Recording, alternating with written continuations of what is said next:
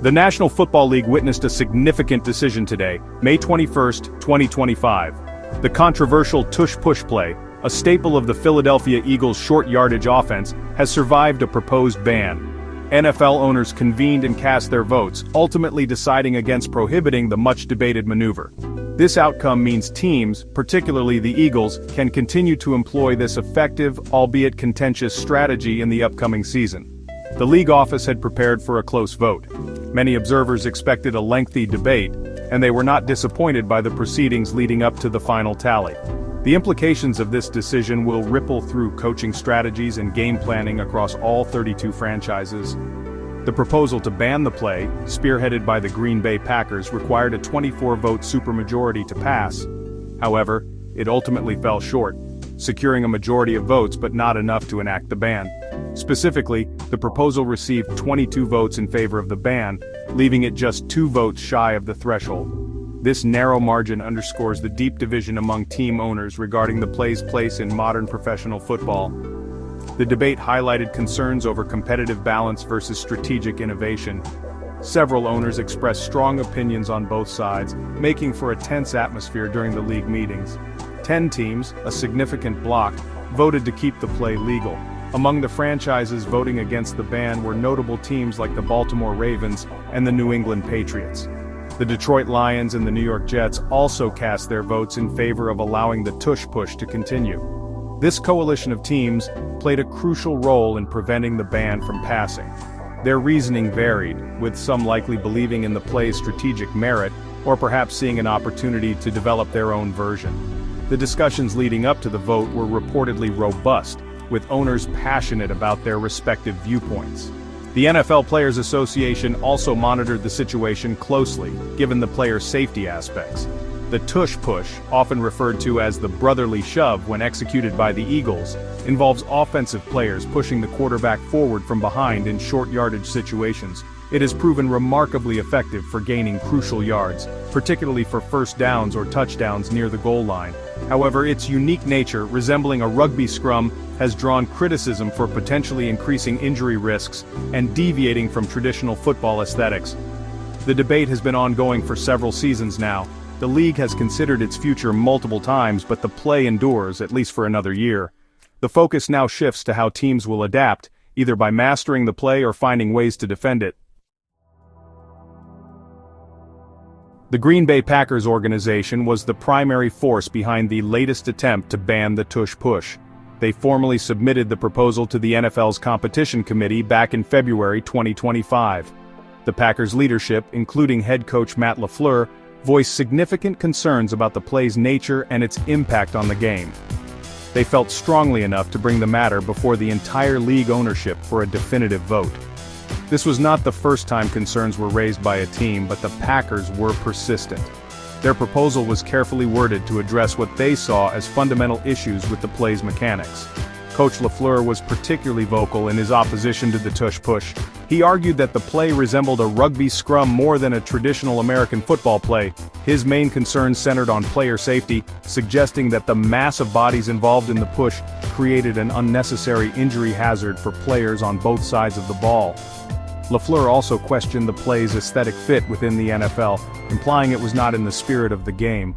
He believed it gave an unfair advantage by essentially allowing the offense to form a rolling maul. These arguments resonated with many around the league, even those who ultimately voted against the ban for other reasons. The initial proposal submitted by the Packers in February underwent revisions. After a vote on the ban was tabled in April 2025, the Packers returned with a refined version before the May meetings. The revised language was broader, aiming to prohibit any offensive player from pushing, pulling, lifting, or otherwise assisting the runner, except through conventional blocking of opponents.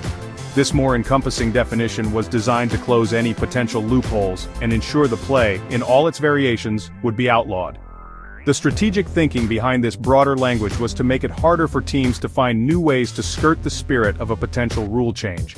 Despite the Packers' efforts and the compelling arguments they presented, their proposal did not achieve the necessary consensus. It is noteworthy, however, that the NFL's own competition committee, along with its health and safety committee, had recommended the proposal to ban the play.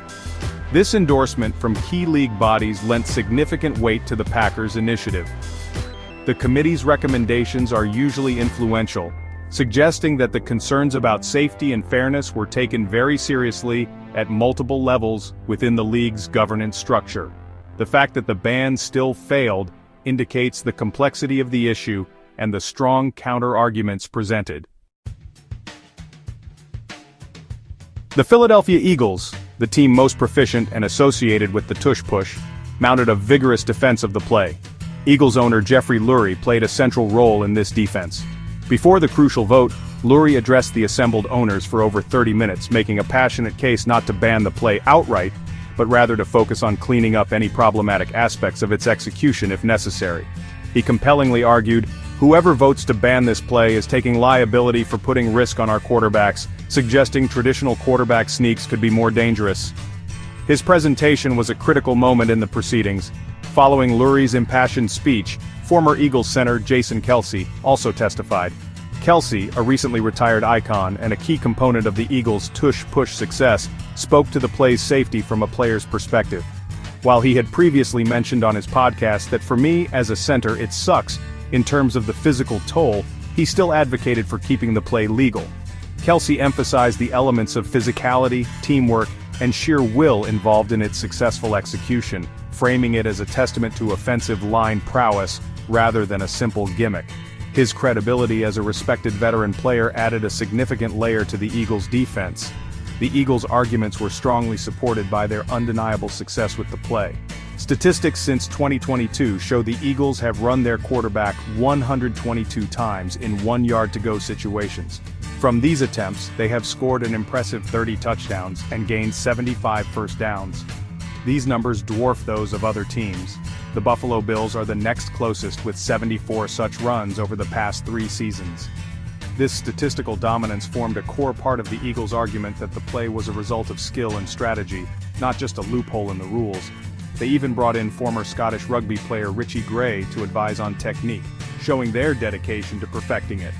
Adding to the chorus of defenders, Eagles coach Nick Sirianni, speaking at the scouting combine earlier in the year, had called it unfair to ban a play merely because his team excelled at it. He framed the discussion as one of penalizing innovation and effective strategy. General Manager Howie Roseman also engaged in spirited discussions with other coaches like Sean McVay of the Rams and Sean McDermott of the Bills during the April League meetings defending the Eagles' position.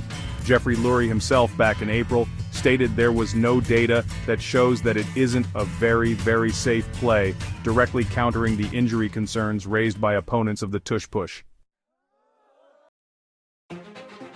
The debate over the tush push extended far beyond just the Packers and the Eagles.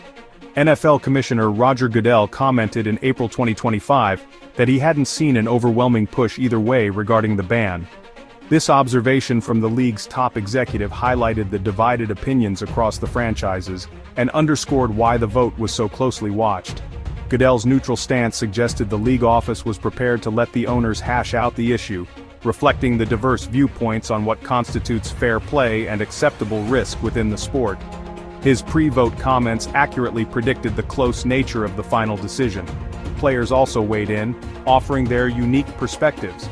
Eagles wide receiver A.J. Brown, for instance, made a succinct comment on Tuesday, May 20, 2025, the day before the vote, simply stating, "It's only 1 yard."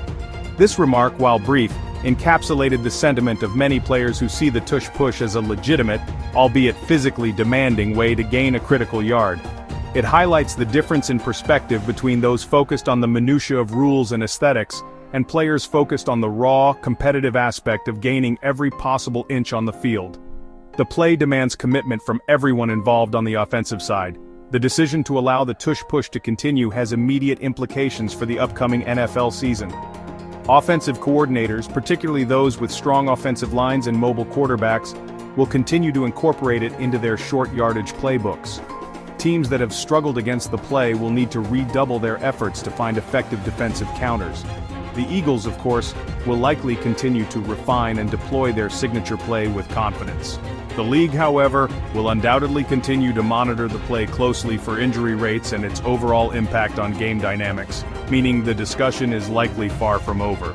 Ultimately, the survival of the Tush push signifies an ongoing tension within the NFL regarding innovation, competitive balance, and player safety. While a majority of teams favored a ban, the threshold was not met, allowing a unique and highly effective play to remain part of the game's landscape. The debate will likely resurface in future off-seasons, especially if injury concerns persist, or if the Eagles' dominance with the play continues to frustrate opponents. For now, the brotherly shove endures, a testament to strategic ingenuity and a point of continued contention in a league that constantly evolves. The next chapter will be written on the field.